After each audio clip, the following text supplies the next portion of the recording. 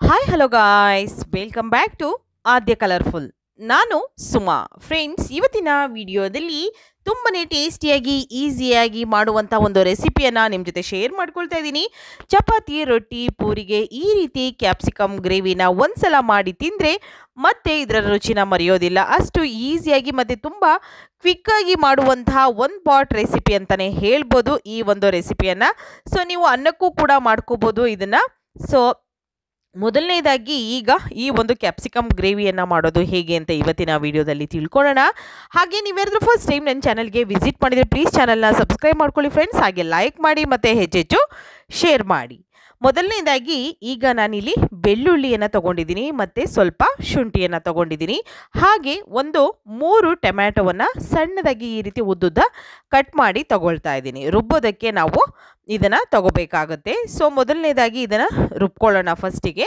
So tomato ಒಂದು 3, ಸ್ವಲ್ಪ ಶುಂಠಿ ಬೆಳ್ಳುಳ್ಳಿ ಎರಡನ್ನೂ ಕೂಡ, ನಾನು ಪೇಸ್ಟ್ ಇದ್ದರೆ ನೀವು ಪೇಸ್ಟ್ ಕೂಡ ಹಾಕ್ಕೊಳ್ಬೋದು, ಆದರೆ ನಾವು ಫ್ರೆಶ್ ಆಗಿರೋವಂಥದ್ದು ಹಾಕಿದ್ರೆ ಖಂಡಿತ ಚೆನ್ನಾಗಿ ಬರುತ್ತೆ. ಅದಕ್ಕೋಸ್ಕರ ಈಗ ಒಂದು ಮಿಕ್ಸಿ ಜಾರ್ ತೊಗೊಳ್ಳೋಣ. ಮಿಕ್ಸಿ ಜಾರಿಗೆ ಈಗ ನಾನು ಶುಂಠಿ ಬೆಳ್ಳುಳ್ಳಿಯನ್ನು ಹಾಕ್ಕೊಂಡು ನಂತರ ಟೊಮ್ಯಾಟೊವನ್ನು ಕೂಡ ಇದಕ್ಕೆ ಸೇರಿಸ್ಕೊಳ್ತೀನಿ.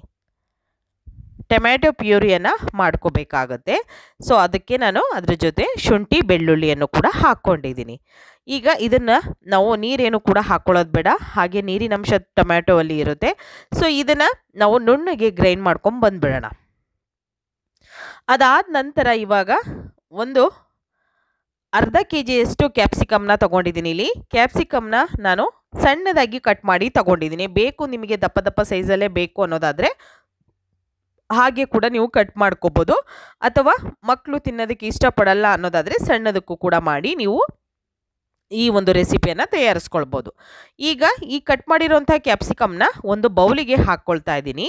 ಸೊ ಪೂರ್ತಿಯಾಗಿ ಹಾಕ್ಕೊಳ್ಳೋಣ. ಹಾಕಿದ ನಂತರ ಇದಕ್ಕೆ ಸ್ವಲ್ಪ ಉಪ್ಪನ್ನು ಸೇರಿಸ್ಕೊಳ್ಳೋಣ. ಒಂದು ಅರ್ಧ ಸ್ಪೂನ್ ಆಗೋಷ್ಟು ಉಪ್ಪನ್ನು ಸೇರಿಸ್ಕೊಳ್ತಾ ಇದ್ದೀನಿ. ನಂತರ ಇದನ್ನು ಮಿಕ್ಸ್ ಮಾಡ್ಕೊಳ್ಳೋಣ. ಒಂದ್ಸಲ ನೀಟಾಗಿ ನಾನು ಮಿಕ್ಸ್ ಮಾಡ್ಕೊಳ್ತೀನಿ. ಈ ರೀತಿಯಾಗಿ ನಾವು ಮಿಕ್ಸ್ ಮಾಡಿಕೊಂಡು ತಗೋಬೇಕಾಗುತ್ತೆ. ಮಿಕ್ಸ್ ಮಾಡಿ ಅದನ್ನು ಒಂದು ಸೈಡ್ ತೆಗೆದಿಟ್ಕೊಳ್ಳೋಣ. ಒಂದು ಕುಕ್ಕರ್ ತೊಗೊಳ್ತಾ ಇದ್ದೀನಿ. ಸೊ ಕುಕ್ಕರ್ಗೆ ಒಂದು 2 ಸ್ಪೂನ್ ಆಗುವಷ್ಟು ಎಣ್ಣೆಯನ್ನು ಸೇರಿಸ್ಕೊಳ್ಳೋಣ. ನೀವು ಬೇಕು ಅಂದರೆ ಇಲ್ಲಿ ಕೊಬ್ಬರಿ ಎಣ್ಣೆ ಕೂಡ ಸೇರಿಸ್ಕೋಬೋದು, ಅಥವಾ ನೀವು ಮನೆಯಲ್ಲಿ ಅಡುಗೆ ಮಾಡುವಂಥ ಎಣ್ಣೆ ಇರುತ್ತಲ್ಲ, ಸೊ ಅದನ್ನು ಕೂಡ ಉಪಯೋಗಿಸ್ಕೋಬೋದು, ಅಥವಾ ತುಪ್ಪ ಕೂಡ ಹಾಕ್ಕೊಳ್ಬೋದು. ಸೊ ಯಾರಿಗಾದರೂ ಕೊಬ್ಬರಿ ಎಣ್ಣೆ ಬೇಕು ಅಂದರೆ ದಯವಿಟ್ಟು ಕಾಮೆಂಟ್ ಸೆಕ್ಷನಲ್ಲಿ ತಿಳಿಸಿ. ಖಂಡಿತ ನನಗೆ ಗೊತ್ತಿರೋರು ಒಬ್ಬರು ಇದ್ದಾರೆ.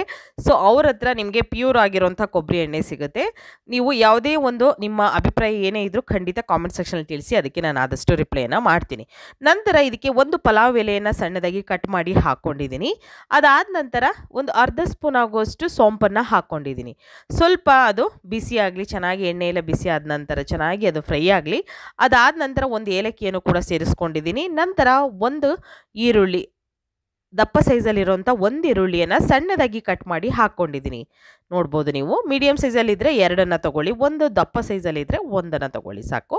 ಈಗ ಈರುಳ್ಳಿ ಎಲ್ಲ ಚೆನ್ನಾಗಿ ನಮಗೆ ಟ್ರಾನ್ಸ್ಪರೆಂಟಾಗಿ ಬರಬೇಕು, ಅಲ್ಲಿವರೆಗೂ ಇದನ್ನು ಫ್ರೈ ಮಾಡ್ಕೋಬೇಕಾಗುತ್ತೆ. ನೋಡಿ, ಈ ರೀತಿ ಈರುಳ್ಳಿ ಟ್ರಾನ್ಸ್ಪರೆಂಟ್ ಆದ ನಂತರ ಏನು ಕ್ಯಾಪ್ಸಿಕಮ್ನ ನಾವು ಉಪ್ಪು ಹಾಕಿ ಮಿಕ್ಸ್ ಮಾಡಿ ಇಟ್ಟಿದ್ದೀವಲ್ಲ, ಸೊ ಆ ಕ್ಯಾಪ್ಸಿಕಮ್ನ ಹಾಕ್ಕೊಳ್ಳೋಣ. ಹಾಕಿದ ನಂತರ ಒಂದ್ಸಲ ನೀಟಾಗಿ ಮಿಕ್ಸ್ ಮಾಡ್ಕೊಳ್ಳೋಣ. ಹೀಗೆ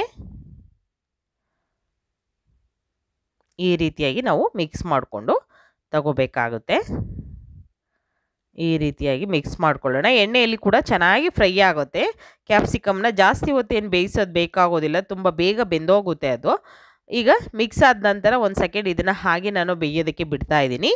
ಇದು ಬೆಂದಾದ ನಂತರ ನಾವು ಟೊಮ್ಯಾಟೊ ಪ್ಯೂರಿಯನ್ನು ಮಾಡ್ಕೊಂಡಿದ್ದೀವಲ್ಲ, ಅದನ್ನು ಇದಕ್ಕೆ ಹಾಕ್ಕೊಳ್ಳೋಣ. ಎಲ್ಲದನ್ನು ಕೂಡ ನಾನು ಹಾಕ್ಕೊಂಡಿದ್ದೀನಿ. ಸೊ ನಿಮಗೆ ಏನಾದರೂ ಹುಳಿ ಅನಿಸಿದ್ರೆ ನೀವು 2 ಟೊಮ್ಯಾಟೊ ಹಾಕ್ಕೊಂಡ್ರೆ ಸಾಕಾಗುತ್ತೆ. ಬೇಡ ಹುಳಿ ಹುಳಿಯಾಗಿರಲಿ ಸ್ವಲ್ಪ ಅನ್ನೋದಾದರೆ 3 ಹಾಕ್ಕೊಳ್ಳಿ. ಕರೆಕ್ಟಾಗಿ ಒಂದು ಹದಕ್ಕೆ ಬರುತ್ತೆ. ನಾನು ತೀರಾ ದಪ್ಪ ಸೈಜಲ್ಲಿರುವಂಥ ಟೊಮ್ಯಾಟೊಗಳನ್ನು ತಗೊಂಡಿಲ್ಲ, ಅದಕ್ಕೋಸ್ಕರ. ಈಗ ಚೆನ್ನಾಗಿ ಮಿಕ್ಸ್ ಮಾಡ್ಕೊಳ್ಳೋಣ. ಇದನ್ನು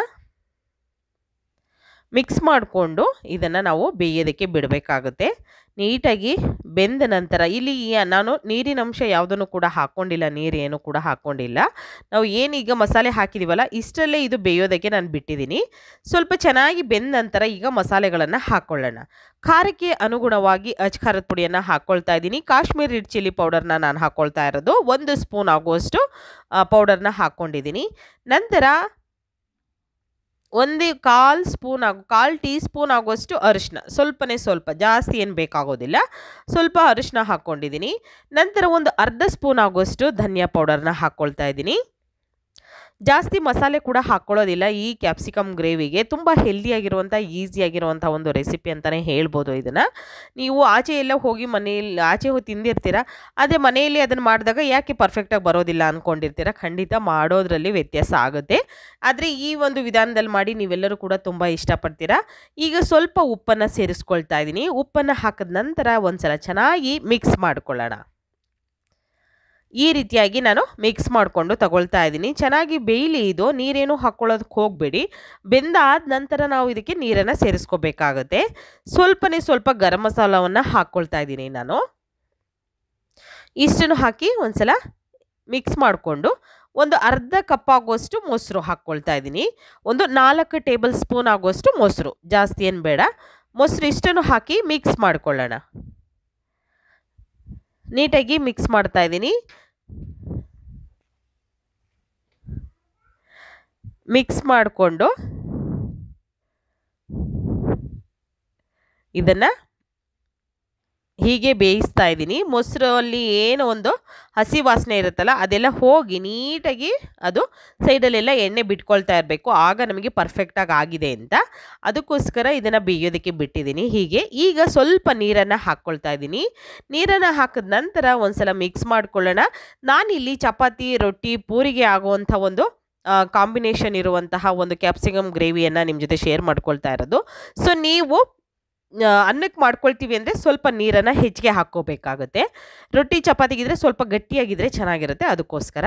ಮತ್ತು ಸ್ವಲ್ಪ ಕೊತ್ತಂಬರಿ ಸೊಪ್ಪನ್ನು ನಾನು ಕಟ್ ಮಾಡಿ ಹಾಕ್ಕೊಂಡು ಇದನ್ನು ಈಗ 1 ವಿಷಲ್ ಮಾಡಿಸ್ಕೊಂಡ್ರೆ ಸಾಕಾಗುತ್ತೆ. ಜಾಸ್ತಿ ಏನು ಬೇಯಿಸೋದೇ ಬೇಡ. ಸ್ವಲ್ಪ ನೀರು ಹಾಕ್ಕೊಂಡಿದ್ದೀನಿ. ಈಗ ಈ ಕುಕ್ಕರ್ನ ಲಿಡ್ನ ಕ್ಲೋಸ್ ಮಾಡಿ 1 ವಿಷಲ್ ಆಗೋದಕ್ಕೆ ಇದನ್ನು ಬಿಡ್ತಾ ಇದ್ದೀನಿ. ಈಗ 1 ವಿಷಲ್ ಆಗಿದೆ. ಸೊ ನೋಡ್ಬೋದು ನೀವು 1 ವಿಷಲ್ ಆಗಿದೆ, ಪೂರ್ತಿಯಾಗಿ ತಣ್ಣಗಾಗಿದೆ.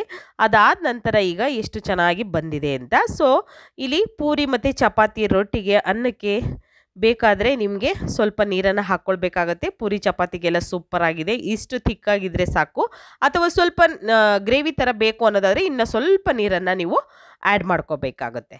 ಈಗ ಕ್ಯಾಪ್ಸಿಕಮ್ ಗ್ರೇವಿ ಅಥವಾ ಕ್ಯಾಪ್ಸಿಕಮ್ ಕರಿ, ಕ್ಯಾಪ್ಸಿಕಮ್ ಪಲ್ಯ ರೆಡಿಯಾಗಿದೆ. ಸೊ ಇದನ್ನು ತಟ್ಟೆಗೆ ಸರ್ವ್ ಮಾಡ್ಕೊಳ್ತಾ ಇದ್ದೀನಿ. ನೀವು ಕೂಡ ಮನೆಯಲ್ಲಿ ಇದೇ ರೀತಿ ಕ್ಯಾಪ್ಸಿಕಮ್ ಗ್ರೇವಿಯನ್ನು ಒಂದ್ಸಲ ಮಾಡಿ ತಿಂದು ಹೇಗಿತ್ತು ಅಂತ ತಪ್ಪದೆ ಕಾಮೆಂಟ್ ಸೆಕ್ಷನಲ್ಲಿ ತಿಳಿಸಿ ಫ್ರೆಂಡ್ಸ್. ಓಕೆ, ಸೊ ಇವತ್ತಿನ ವಿಡಿಯೋ ಇಷ್ಟ ಆಗಿದೆ ಅಂತ ನಾನು ಭಾವಿಸ್ತೀನಿ. ಇಷ್ಟ ಆಗಿದ್ರೆ ಚಾನಲ್ನ ಸಬ್ಸ್ಕ್ರೈಬ್ ಮಾಡ್ಕೊಳ್ಳಿ, ಲೈಕ್ ಮಾಡಿ ಮತ್ತು ಶೇರ್ ಮಾಡಿ. ಇವತ್ತಿನ ವಿಡಿಯೋನ ಇಲ್ಲಿಗೆ ಮುಗಿಸ್ತಾ ಇದ್ದೀನಿ. ಮತ್ತೆ ಇನ್ನೊಂದು ಹೊಸ ವಿಡಿಯೋ ಜೊತೆ ಬರ್ತೀನಿ. ಬಾಯ್.